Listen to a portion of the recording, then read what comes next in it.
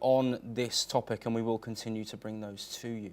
We'll move on now as Qatar's Foreign Ministry spokesperson Majid Al-Ansari has said that the latest Gaza ceasefire proposal agreed by Hamas is almost identical to an earlier plan put forward by US Special Envoy Steve Witkoff.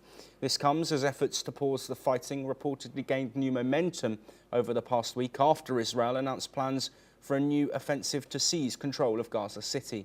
Meanwhile, Egypt and Qatar have been pushing to restart indirect talks between the sides on a US-backed ceasefire plan. According to reports, a Hamas official has said that the proposal includes the release of 200 Palestinian convicts jailed in Israel and an unspecified number of imprisoned women and minors in return for 10 living and 18 deceased hostages from Gaza. Qatar's Ministry of Foreign Affairs spokesperson has said that the 60-day truce deal would include a pathway to comprehensive agreements to end the war. Reportedly, Israel had previously agreed to the outline advanced by US Special Middle East envoy Steve Witkoff, but negotiations faltered over some of its details. The last round of talks ended in deadlock in late July. We'll now listen to what Qatar's Ministry of Foreign Affairs spokesperson has had to say. كما قلنا من حركة حماس بالنسبة لنا رد إيجابي جدا ويمثل حقيقة صورة شبه متطابقة لما تم الموافقة عليه مسبقا من الطرف الإسرائيلي، ولكننا ما زلنا طبعا بانتظار رد الطرف الإسرائيلي على هذا المقترح أو على الرد على هذا المقترح الذي وصلنا. وما يمكن التأكيد عليه أيها الزملاء أن نحن الآن لسنا فقط كما نقول دائما في لحظة محورية وفي لحظة حاسمة وما إلى ذلك، نحن الآن في لحظة إنسانية فارقة. إن لم نصل إلى اتفاق الآن فنحن أمام كارثة إنسانية ستجعل الكوارث التي سبقتها يعني تتقزم أمامنا. بالنسبة لنا يمثل أفضل الخيارات الممكنة في إطار حقن دماء الأشقاء في قطاع غزة، خاصة في إطار التصعيد العسكري المستمر والخطط التي نعلمها جميعا ونسمع عنها في وسائل الإعلام. بالتالي هذا المقترح سيتضمن مسارا للوصول إلى اتفاق شامل لإنهاء الحرب، كما بطبيعة الحال هو يتضمن وقف مؤقت لإطلاق النار لمدة 60 يوما. خلال هذا الوقف المؤقت يتم تبادل عدد من الأسرى والرهائن، ولكن أيضا إعادة تموضع الإسرائيلية في إطار هذا الاتفاق تترافق مع دخول مكثف للمساعدات حسب لغة Well, joining us to discuss this development is Matti Zweig, a geopolitical expert who joins us live from Israel. Matti, of course, talk about this potential ceasefire agreement, but I do bring some breaking news, and we've had it from government sources, that Israel is demanding the release of all hostages in any Gaza deal. Do you think this was inevitable from the Israeli government? Well, I'm just in this moment in Jerusalem, and I see that everything continues to be unclear, because after all the proposals and all the negatives of Hamas until now, everyone is skeptical about the possibility of going back to the identical propositions from the past, to stop for 60 days without any clear outcome, what is going to be after that, how it's going to continue, and also releasing just the half of the hostages. And this is something that nobody wants, because they say if they are not going to be released all in one piece, I mean the life and the dead, so nothing is good is going to be also in the future. We're going to be in the same point as we are now.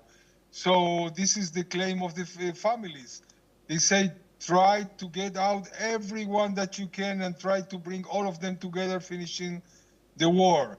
Finishing the war, it means also leaving Hamas on power, which anyone in Israel government and also outside, I would say most of the people don't want, because it means that in the future we're going to have a reorganization of this group to try to do again another 7th of October.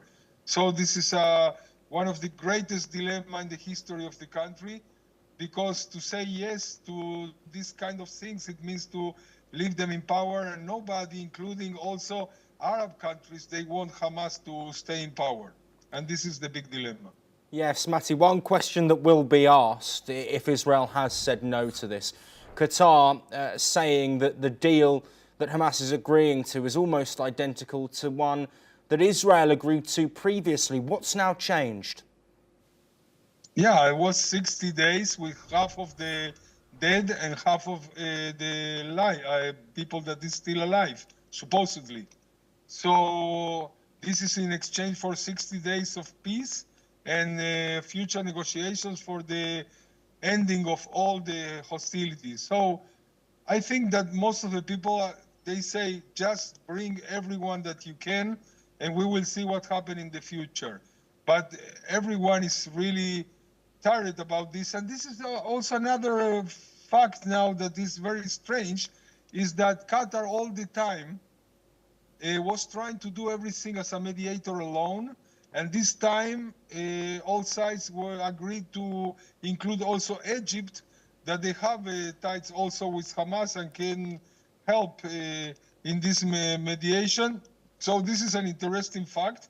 It means that Qatar also is under pressure to give Donald Trump and to the also their public image, that it was also quite damaged from all the information that they were going along all these years, a lot of money to funnel all the fights from the extremists in all the Middle East and not only Hamas. Yes, this absolutely. is from one side. And from the other side, also the government in Israel, the big dilemma for them is not only to agree, is how to continue as a government, which means also an internal political problem for the government of Benjamin Netanyahu. Okay, Matti, let's build on that. Sorry to interject. I do want to build on that because, of course, there have been widespread protests across Israel. We know that has been the case. A lot of sentiment about ending the war and striking a hostage deal. If this report is correct, and if the sources from within the Israeli government can confirm and have confirmed that this deal won't be agreed to, what will the public sentiment be in Israel, given that there already has been so much of an outcry against Benjamin Netanyahu's current path forward? Well, you know, Benjamin Netanyahu is the only politician in the